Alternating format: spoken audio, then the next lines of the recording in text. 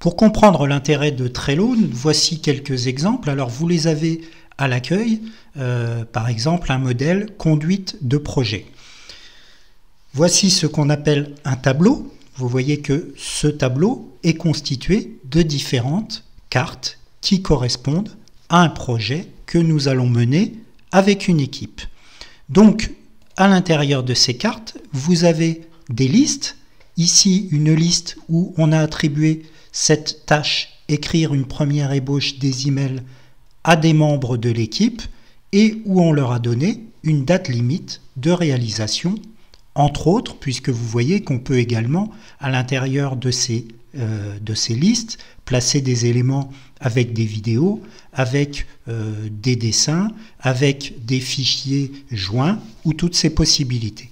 Donc voici un exemple de tableau Trello gratuit avec une conduite de projet. On va aller voir un autre exemple. Tableau de bord d'une équipe, par exemple. Vous voyez, on retrouve le principe du tableau avec les différentes cartes et puis à l'intérieur, les listes que vous avez constituées. Par exemple, ici, activité de la semaine, semaine du 28 avril. Ici, des questions. Chaque membre de l'équipe peut ou pas intervenir sur une carte ou dans une liste.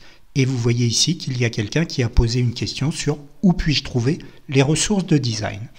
Donc ces tableaux Trello seront la base de notre travail, de notre projet, de notre équipe. Un autre modèle ici, avec une proposition d'organisation d'un projet, conception, affaires, en cours. Alors vous voyez qu'il y a des couleurs qu'on peut attribuer. Ça peut être des codes couleurs qu'on a définis avec notre équipe. Celui-ci est terminé, celui-ci est à faire, etc., etc.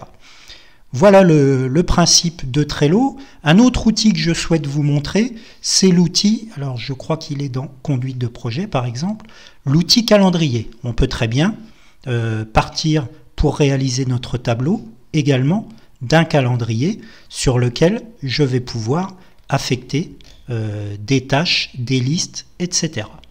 Voilà le principe simplement de Trello.